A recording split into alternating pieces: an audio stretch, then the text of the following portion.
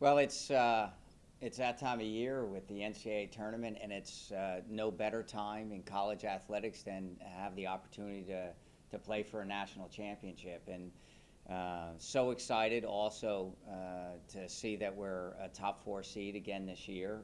And what that means is for us is 3 home games and the opportunity to stay at home until the Final Four. We've expressed with our guys that our bracket, which I put up before training the other day, is simply this, is that we play the winner of Cal and San Francisco, and really that's our bracket right now.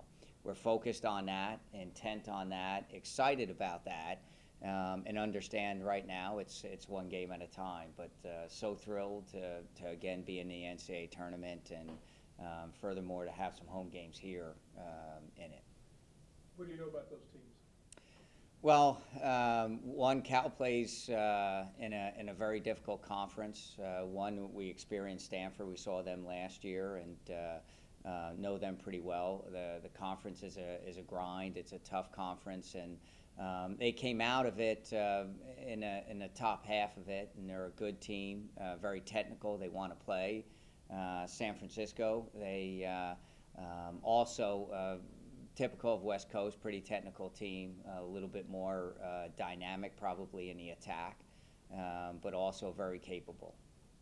Ken, we sat in here, whenever it was, 3 months ago, 2 months ago, and you talked about the schedule, and that's the first goal, is it not, to be one of the top 4 seeds? I mean, you want to get in, obviously, but to be one of the top 4 seeds, that was kind of the goal of putting this schedule together like you did. For sure. Whether it's going into the ACC tournament or the NCAA tournament, it's positioning yourself best to win it.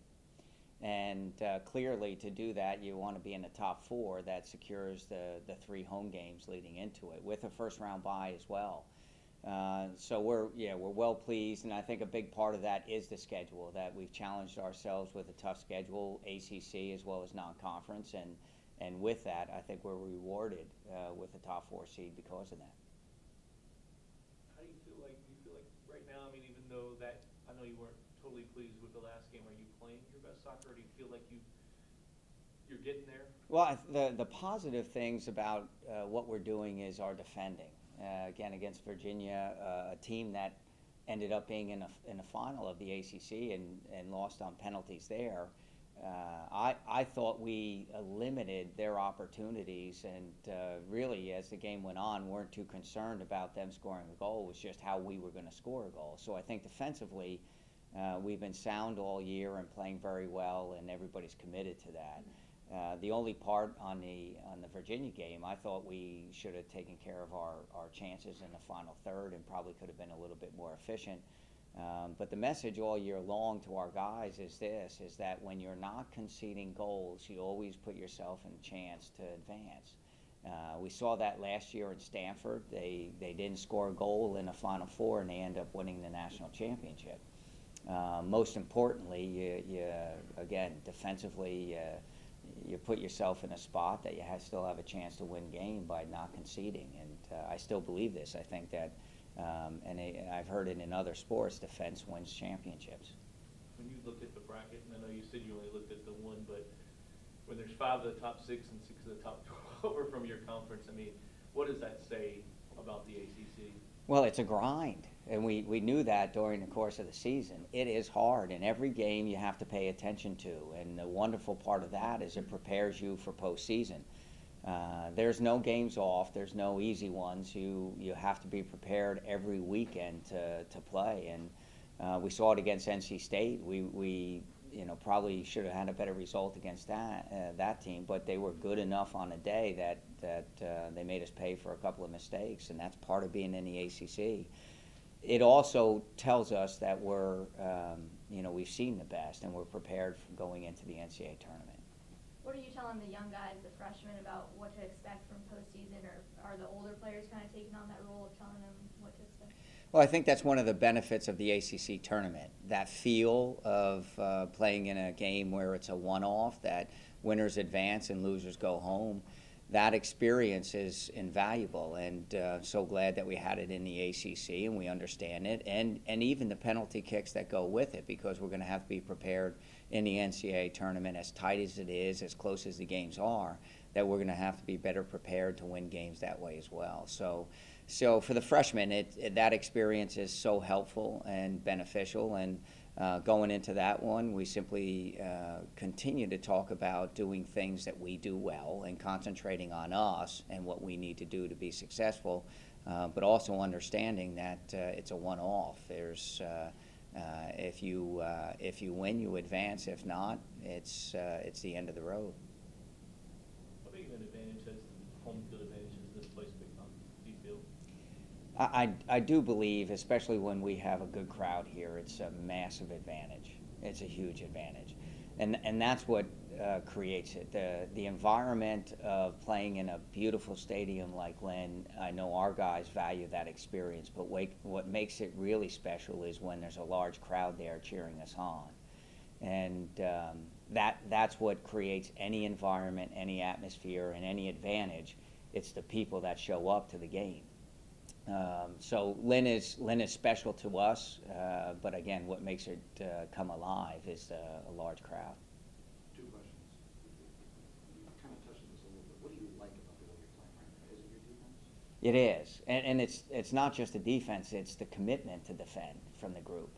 That we highlighted the last game against Virginia, and what we highlighted was the front three. Our attacking guys and how they defended had everything to do with us not conceding a goal.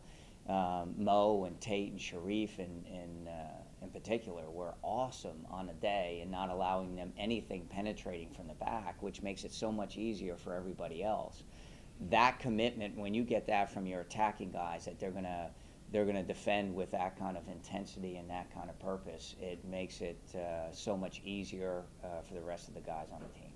And when you look at your resume, not just yours specifically, but the program, I know that this is sort of a State of the Union address. I mean, you guys have just gained great equity in the last couple of years. You talk about, except for maybe one would have, you've done exceptionally well in our times. Yeah, we feel. My purpose coming in here was to build a program that not only would compete for national championships, but would produce really special kids.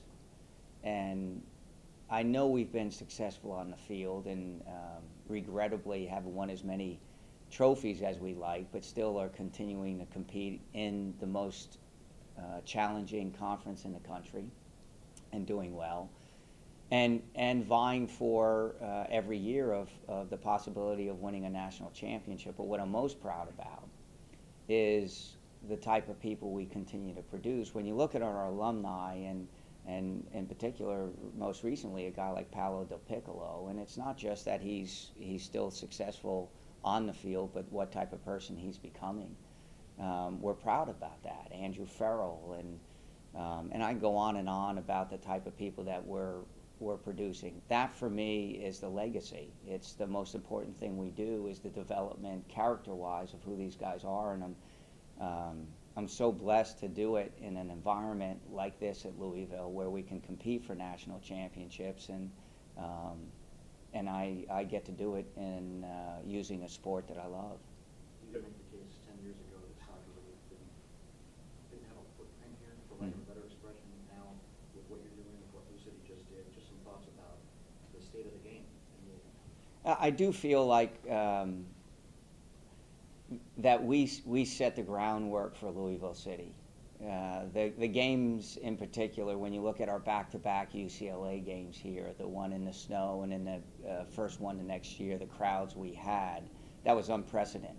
And now you look at Louisville City and you look at the number of people that are coming out to watch a soccer game, and you're saying, ooh, that's pretty good. And for that to happen in a college environment at a place like Card Park was pretty impressive, and I think it just greased the skids a little bit for it to happen for Louisville City. And we're proud of that and excited for the growth, because the big winner is the game of soccer, that people can continue to come out and support it, and And with that, the game will continue to grow in this country. Kind of continuing on the state of the programming, when you talked about on the field, when you're a top 4 seed in back-to-back years, I know it doesn't make things easier in recruiting, but doesn't it put your program on another level? Well, certainly it's very valuable and useful when you're talking to recruits that this is the place that we live. Is we live in the ACC with the best teams in the country, and because of that, with our schedule and our success, we're considered one of the top 4 going into the NCAA tournament, and that certainly helps because the kids, one, they want to be competitive and they want to have a chance to compete for a national championship, and two, what we find is these kids also want to develop and grow and have the opportunity to play afterwards. And clearly, when you're competing at that level, we're getting attention from the MLS and pro scouts, and it provides them that opportunity to be seen. Furthermore, and I would say this as well, is that one of the things that I think our program has done best is develop players. So you look at a guy like Joey Kunkel, and we laughed in senior day. We had a moment in our locker room where we asked some of the players to speak about the seniors and who they were. And Joey, to his own admission, talked about 5 years ago when he came here, and he said he was a bad soccer player. And now he is one of our most valuable guys, a guy that we so highly regard, and he's pulled such important minutes for us.